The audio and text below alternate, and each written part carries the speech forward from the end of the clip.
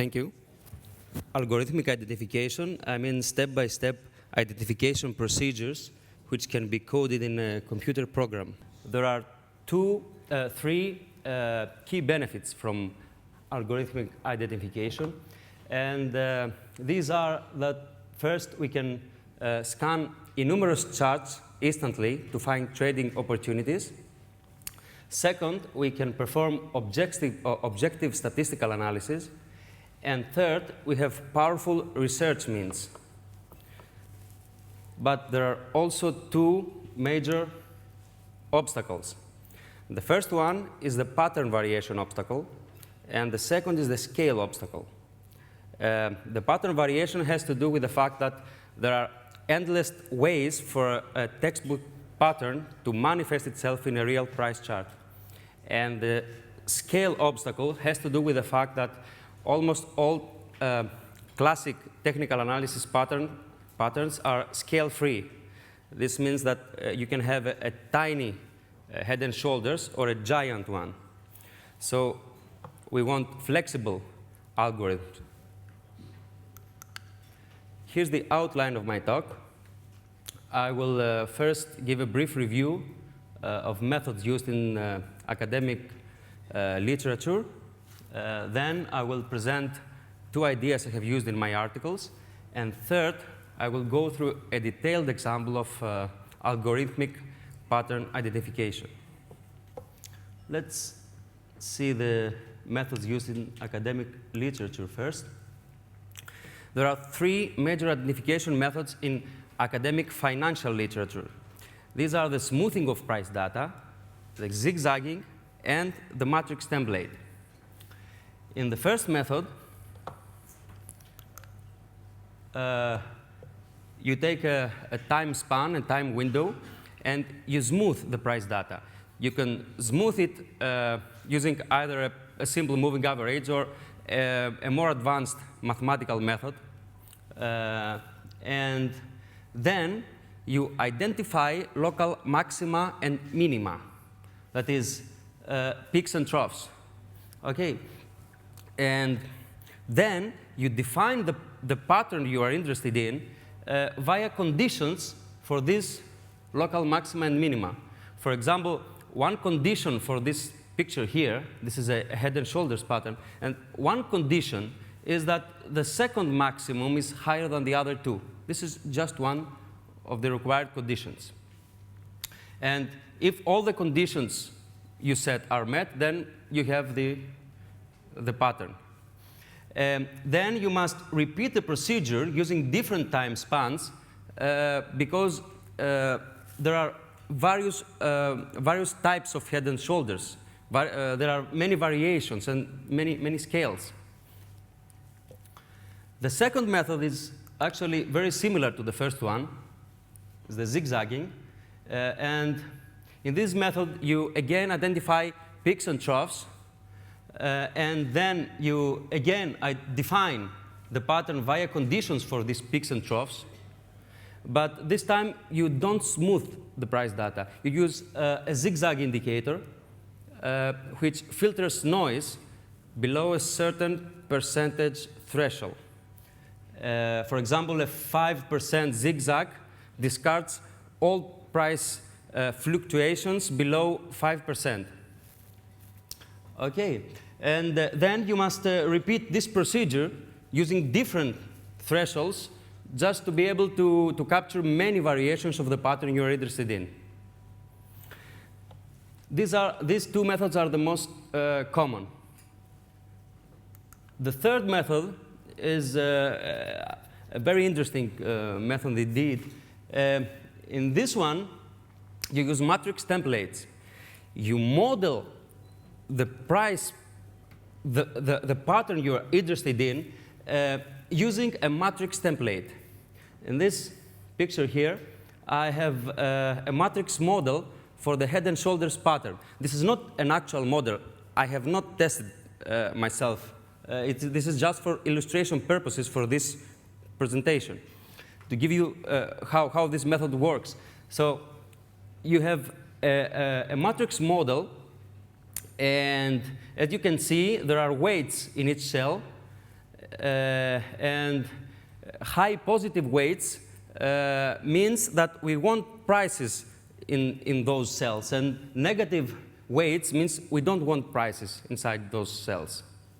Okay, so once we have this model, we can go to the actual price chart and apply a grid having the same dimensions as this matrix model. This is an iconic 12 by 12 matrix template for the head and shoulders, so we can go to the actual price action and superimpose a grid having the same dimensions as the matrix template.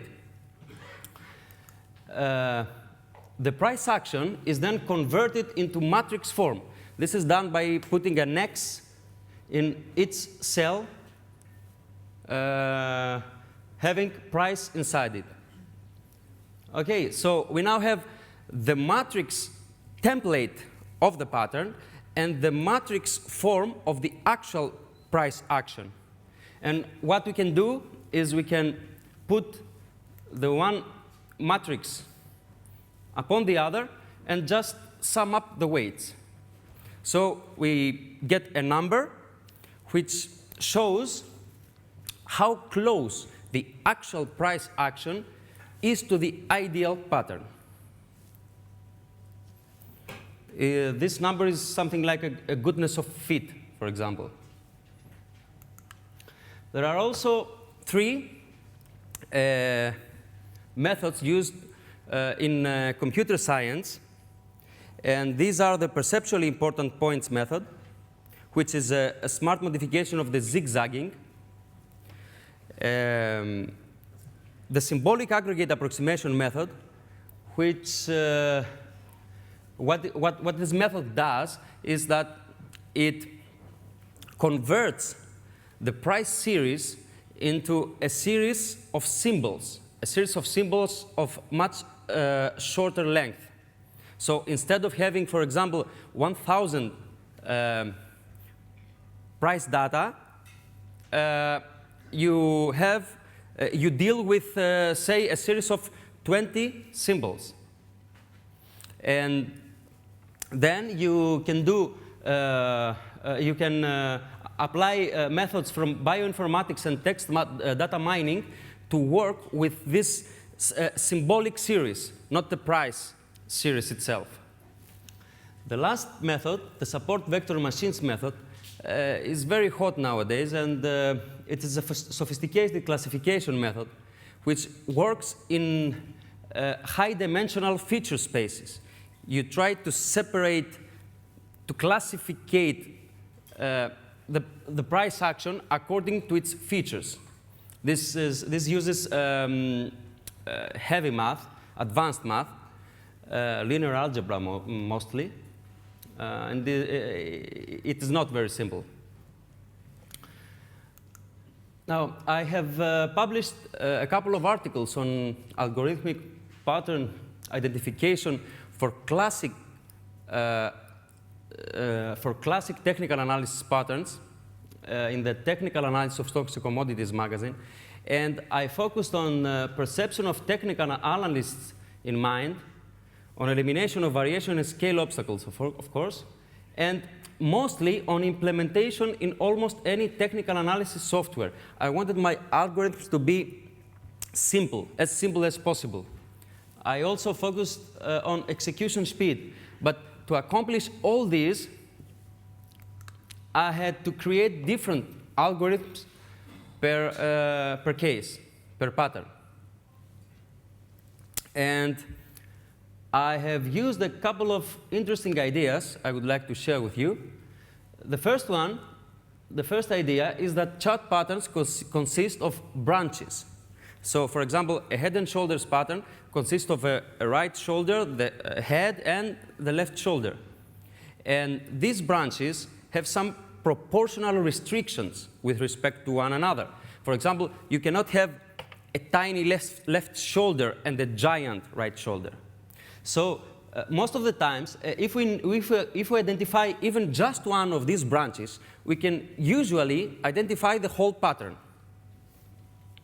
Let me show you an example. Suppose that I know where the head and the right shoulder in a head and shoulder pattern are. Where the top of the left shoulder could be. I know the head and the right shoulder. It could be here, or here, or even here. But I believe you will agree with me that this is not a head and shoulders pattern. So based on our perception, we can identify an area of possible tops for the left shoulder. And of course, the dimensions of this green area are related to the dimensions of the orange one. This is what I meant previously by proportional restrictions. So if I know where the head and the right shoulder of this pattern are, I can usually find an area where I expect the top of the left shoulder to be. The second idea I have used is that when a branch of a chart pattern is more or less curved, you can usually identify important points of this branch and, of course, find important points of the pattern. And most importantly, this can be done in a scale-free fashion, no matter the scale. Let's see an example. Suppose that I have this kind of price action. Okay, this is a head and shoulders pattern. So notice that the head along with the right shoulder form a curved branch. It's basically two branches which can be considered as one, a curved branch. And I want to identify the top of the head and shoulders pattern. I can do this way. I can start from the last point there, P, and move backwards in time until I find a price Q which is lower than the last one, than P. Then I can check all prices between P and Q, and of course the highest of them is the top of the head. And notice that I didn't mention anything about scale here, anything about price. Okay.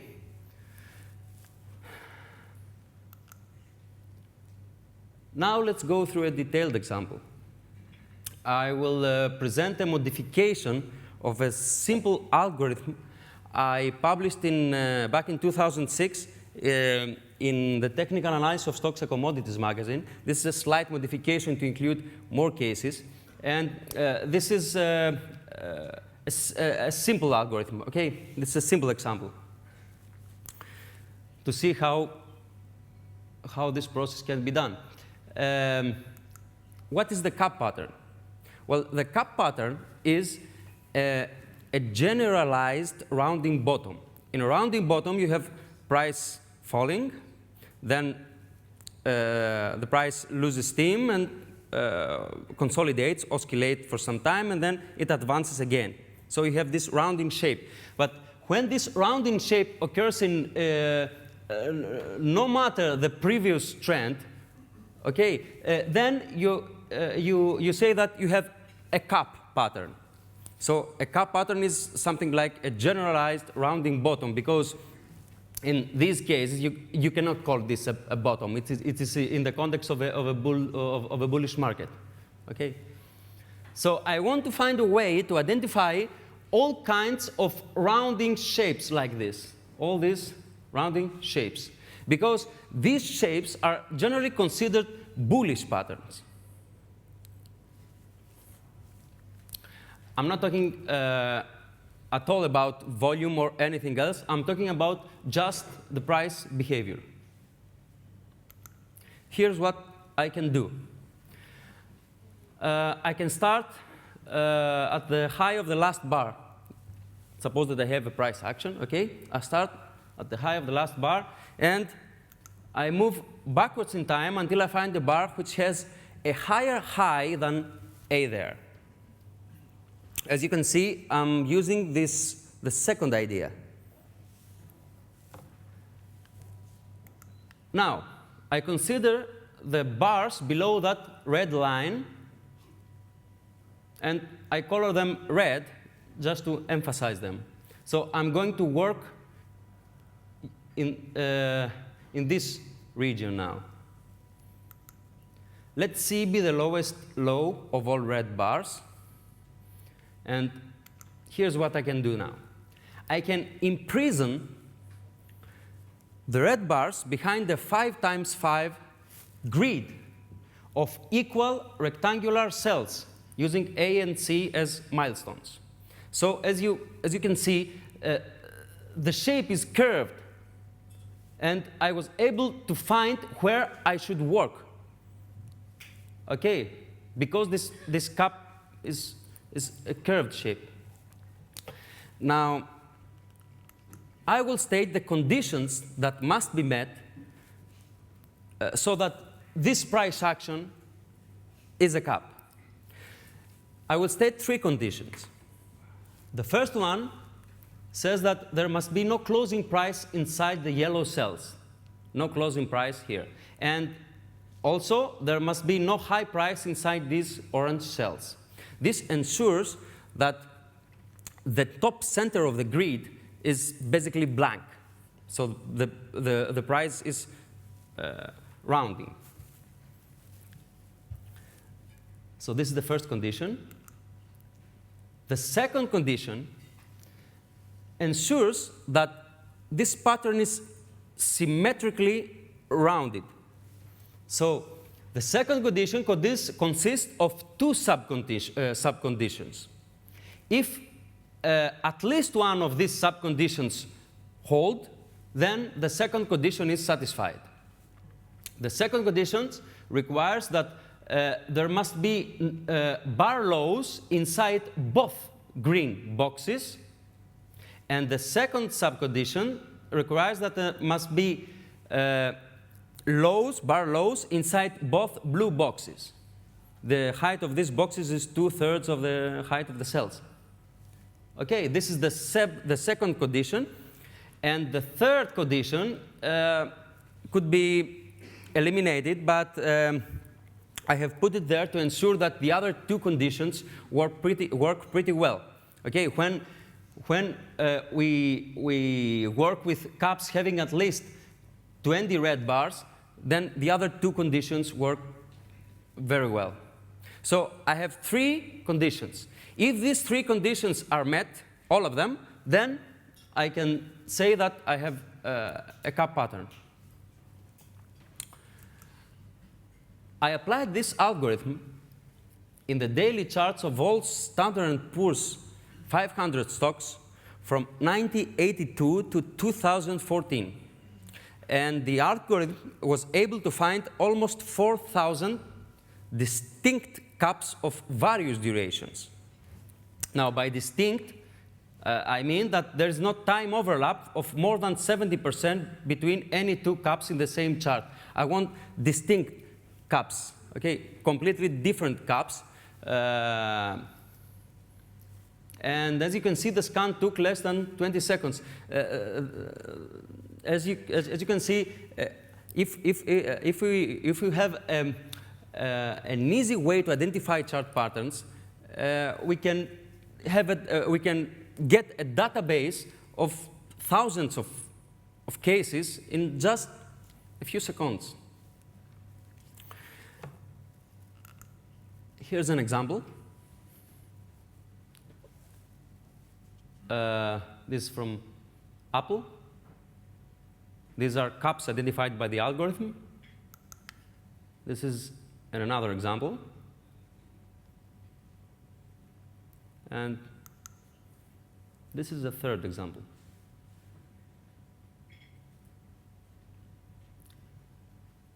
And these are the statistics.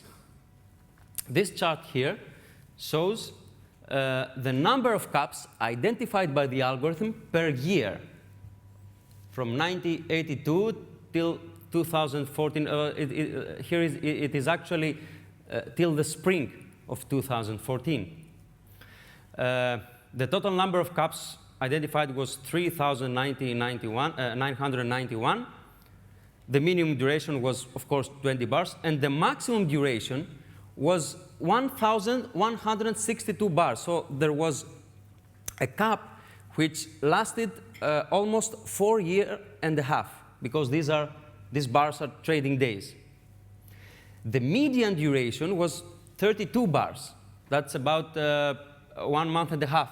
The median is a better statistic here, since we deal with duration, than the mean.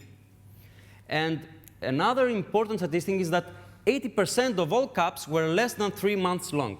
That is 75 trading days. This is consistent with the technical analysis literature, which states that most caps last between 1 month and 3 months.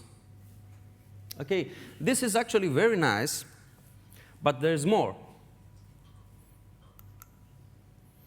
Algorithmic identification gives us the means to evaluate the effectiveness and the efficiency of a chart pattern. Why? Because it gives us detailed information about numerous manifestations of the pattern in actual charts. So, for example, I now have a database of 4,000 caps to work with and do statistics with it. I have a couple of questions. Does the cap pattern actually produce uptrends? Well, it is considered a bullish pattern, but does the reality justify the theory? Are these trends exploitable? What is the historical edge of the cap? And how confident we are that this edge, from the bullish side, of course, is statistically significant? Now, by edge here, I mean the edge which is seen in gambling games. For example, if you go to a casino to play roulette, you know that the casino, has an edge of approximately 5%. This means that every time you bet $100, the house on average gets $5 net profit. Of course, you might have a losing stream or a winning stream or a winning stream of bets, but on average, for every $100 you bet, the house gets $5 as a clear profit. So the edge of the roulette for the casino is 5%. This is also calculated mathematically, and it is verified by playing the game. But in the case of technical analysis and chart patterns, we cannot calculate mathematically the edge of the pattern. We have to extract it from actual data. We can do mathematics, theoretical mathematics. We have to test it. We have to test it using actual data. And so I want to know what was the historical edge of the cap. And I also want to know if this historical edge, if there is an edge, of course, is statistically significant. If I'm confident that this edge is going to continue, or anything that I can find about this edge is important for me. Okay, so there are various ways to evaluate the effectiveness and efficiency of a chart pattern, but I will present a symbol here. I consider a symbol buy-only system in my database of caps. This system goes long at the high of the identification bar. Okay, so consider this example. The system goes long here and exits based on a trailing stop, a percentage trailing stop. Now, this percentage trailing stop is related to the height of the pattern. So I take the height of the pattern, the percentage height of the pattern, and multiply it by 0.7 to arrive at the percentage trailing stop. So for example, if from A to C there's a minus 30% percent distance, For example, A might be 200, and C might be 140. So this distance is minus 30%. This is negative because A is higher than C. I multiply this minus 30% by 0.7 to arrive at a trailing stop of 21%.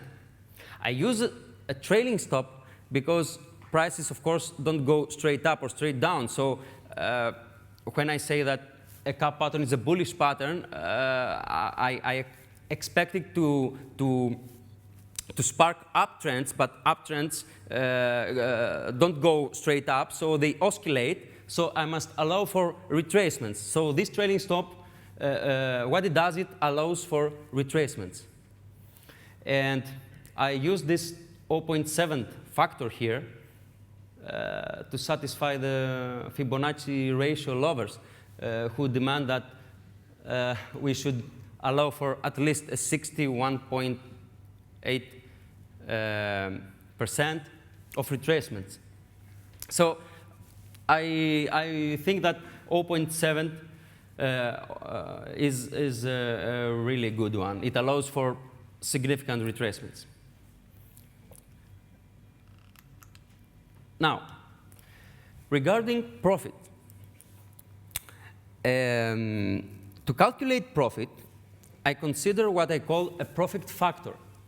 The profit factor is calculated for every hypothetical trade, and it is defined as the profit in percentage terms, the actual profit in percentage terms, divided by the trailing stop, the percentage trailing stop.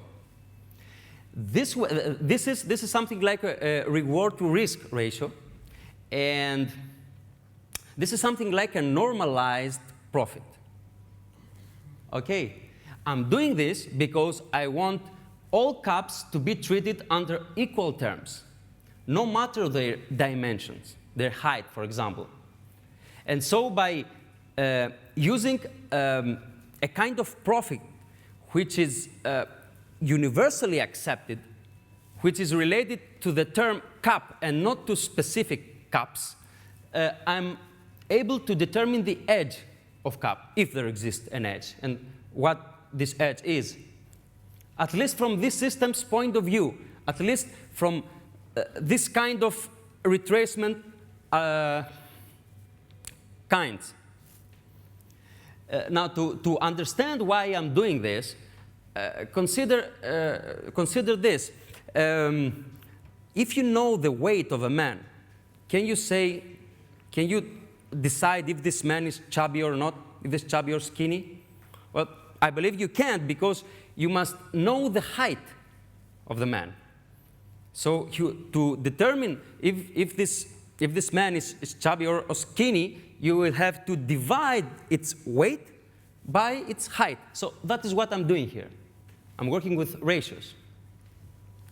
Now these PFs are either positive or negative, and if I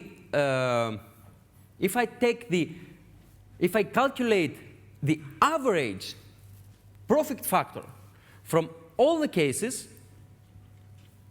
from all 3,000 something patterns, I get the edge of a cap. Well, I did this, and here are the statistics. The mean profit factor, the average, is 0.166, which means that the edge of the cap for the whole period 1982 till 2014 is 16.6%. This is very high. Consider the fact that I'm dealing with only the price action, nothing more. Now comes the bad, the bad things. The profitable trades are actually less than the losing ones. Only 40% of the trades were profitable. So the positive edge comes from the fact that the profitable trades were profitable for good.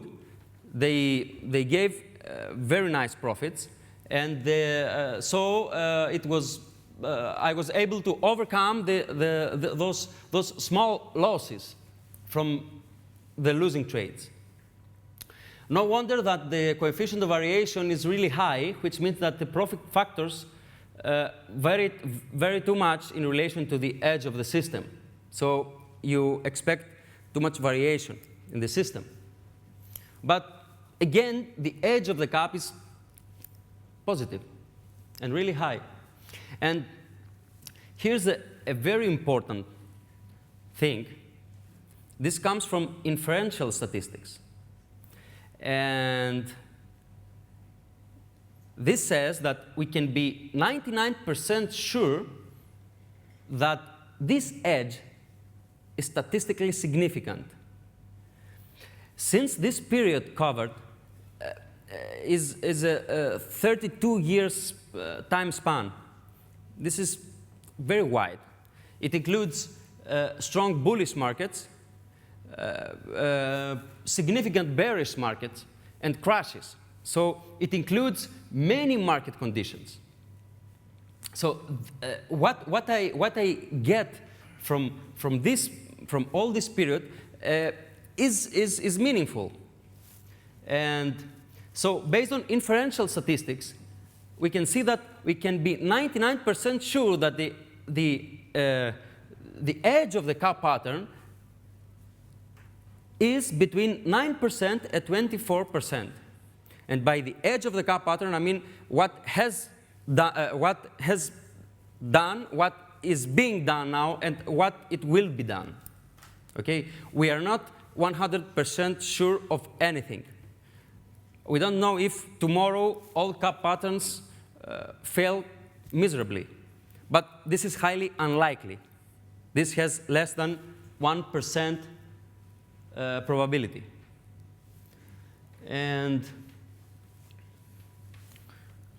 I believe I showed you that algorithmic identification of classic technical analysis patterns is feasible and that it provides important benefits. I'm open to any questions.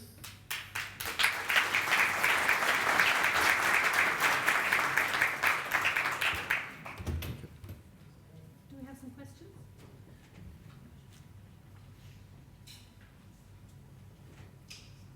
Ralph? I have one question concerning the constructor of the pattern again. If we look at the chart where the point A is defined in the first place, then we assume that this is a high pattern and it's the start to construct the pattern. Is this correct? I'm sorry, I don't. Can you show us a slide Yeah? with the cup and the point A? Just a second. For example, this one. Let's see. It was basically back. Yeah, that one. Huh? You said that the starting point was to construct or define point number A, and then you look to define the rest of the pattern. And you said that A is defined as a high. The height of the identification bar. It's the height. It's the high of the identification. The high of the yeah. Well, this is the high of the identification bar refers to the system. This is the algorithm. This is the high of the last bar shown. Okay, why in that up run from the bottom until point A, there are a lot of different highs. Why would you choose A and not another one? Because well, obviously I could choose another one. I could choose this one, for example. But if I choose instead of A, you mean, huh? Yes. Yeah, well, yeah. If I choose this one, this would mean that these are future prices. Yeah, but you don't know in advance. This is by looking back. Yeah, well, yes. Suppose that I don't know these prices, okay? Yes. And I'm right here, and I know only the past. Then if I try to apply this algorithm, these conditions won't be met. So this won't be a cap. If I try to apply this thing, this method I'm doing here, right here, and go back, I won't find any cup pattern because those conditions won't be satisfied. So I'm using an example here which shows in which the conditions are met, just to illustrate what this method is about. But if I try to apply this method, suppose that these are future. We don't know them. And if I do this method here, there won't be any conditions at all.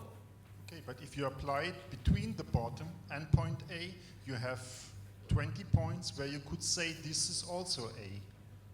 There's 4 bars that, out of those 8 bars, you could have picked any one of the 8 to make the cup. Those?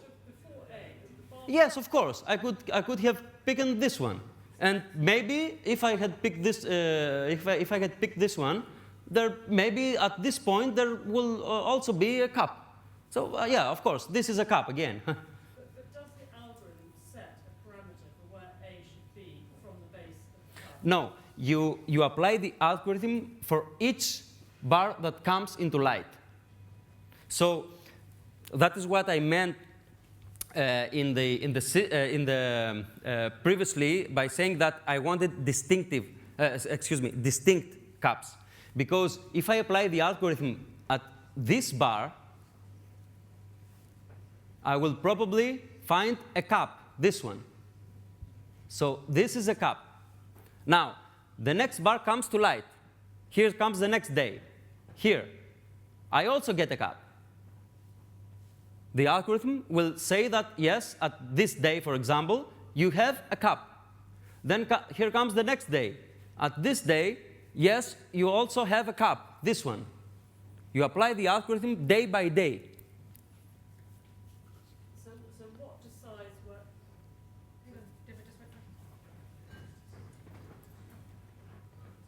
So what decides that A is the key bar that you will use as the trigger above which you will then Apply the algorithm day by day. So, for example, during this day of A, I apply the algorithm and I consider the height of this bar, which is A, and I apply the algorithm and I check if I have a cup pattern here. Now, the next day, there will be a different A.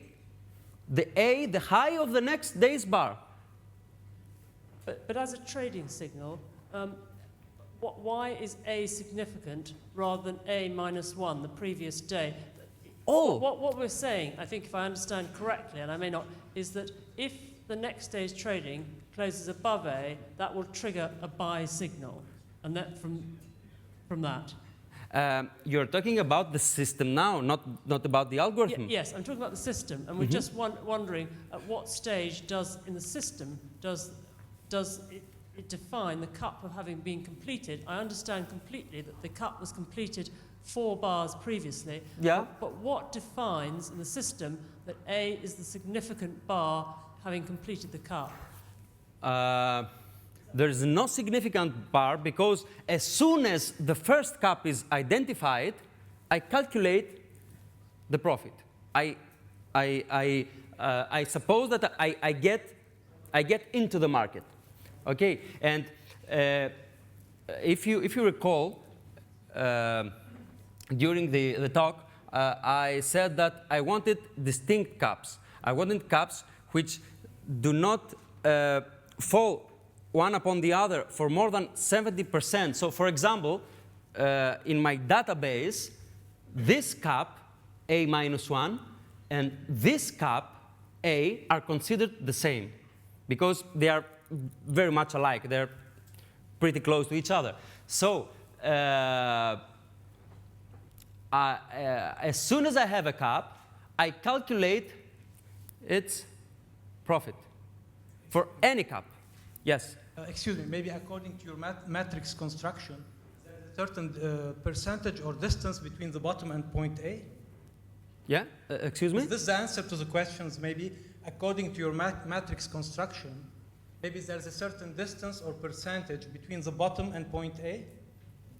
There's a rising percentage or a distance between the bottom and point A, maybe, to qualify as a cup? No. there must be. I wanted to evaluate the cap. So I took all cases. Okay, I wanted to take all cases into account. Perhaps, if you want, and this is just a starting point, you can put specific restrictions with respect to the height or to the length, and study specific cases of caps of a height and above. Huh? I think this was the question. I think this was the question. Yeah, and of course you can go further and put more restrictions. For example, you can put restrictions on volume. Okay, you can study only caps which satisfy certain volume conditions, or you can take the overall market trend into account. Perhaps if you take the overall market trend into account, this edge might be improved. Yes. Thank you. Thank you for walking us through the identification and testing procedure. I would have one question. How do you define the 0.7 ratio of the trailing stop that you use? Well, what Why would do you you choose suggest? that number? Why I use this 0.7? Excuse me, Yes, I can't see that's the which question. one is talking. Can you Sorry. stand up the question? Yeah, Sorry. yeah, thank you. Why I'm using this 0.7? Yes, that's the question. What would you suggest?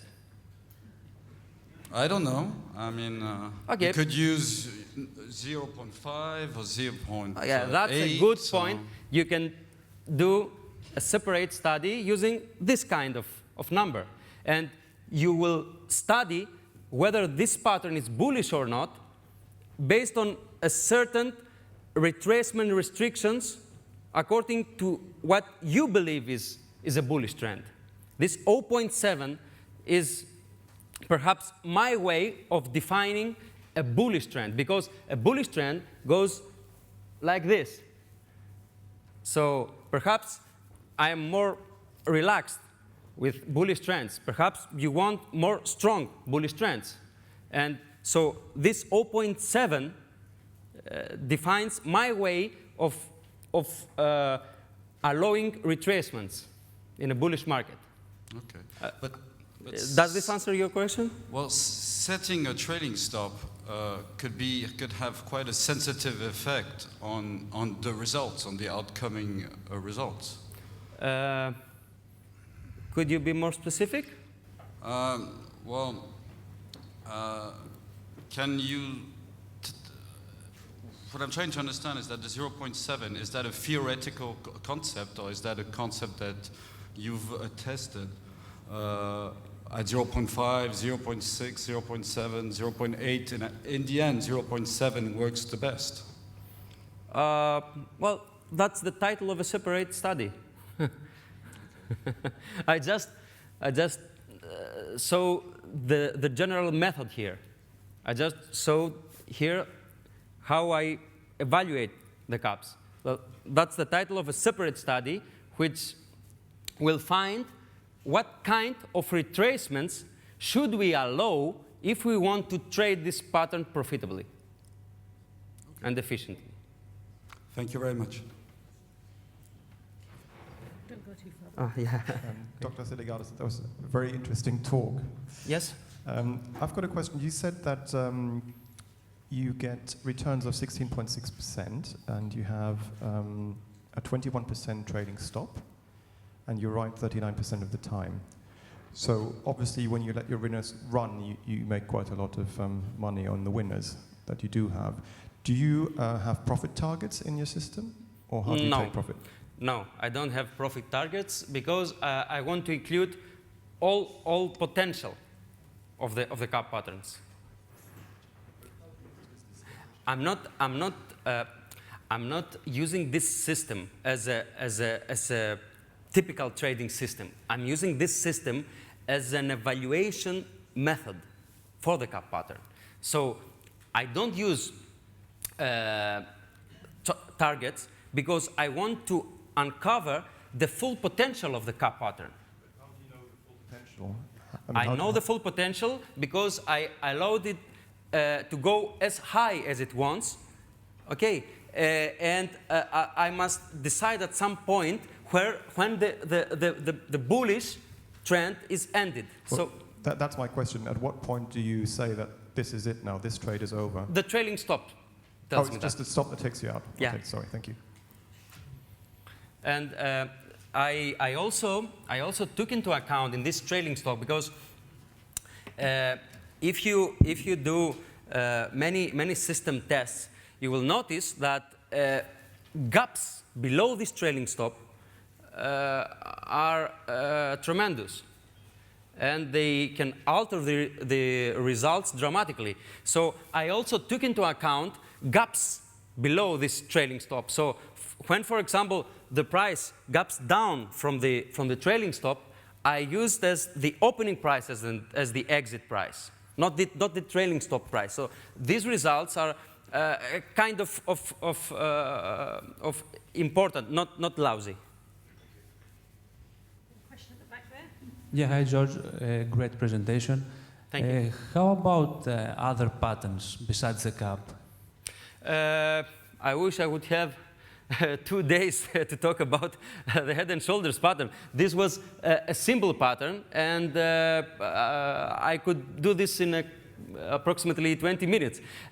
You can do analysis in other patterns too. For example, I have written an article in the Technical Analysis of Stocks and Commodities magazine, which presents a simple algorithm to identify all types of head and shoulders.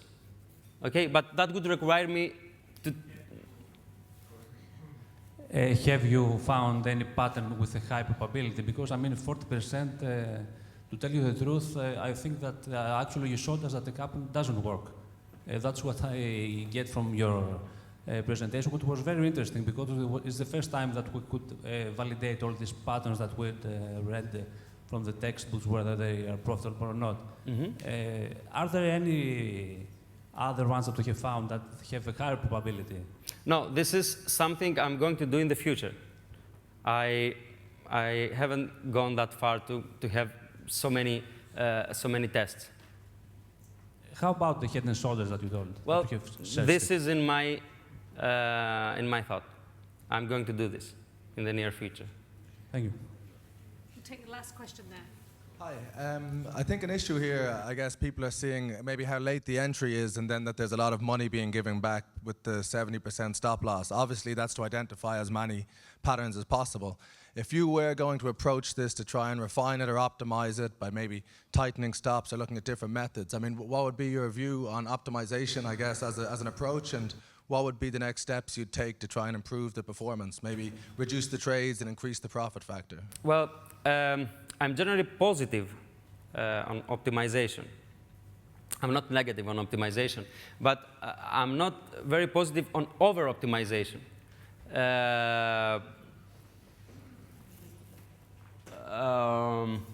So I would try to put more conditions in this method. For example, I would try to take into account the market, the general market conditions. If the general market is bullish or bearish, and study caps in various market conditions and see if I can get better results. Or I would add, for example, volume into account to see if some specific volume behavior gives better results.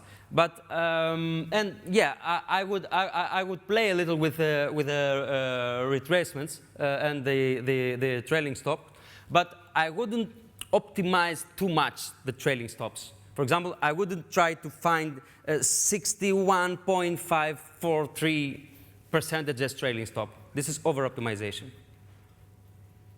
And I don't have time. Okay, thank you very much. If anybody wants some more data from my presentation, you can contact me anytime you like. I have some charts and some further data. Thank you very much.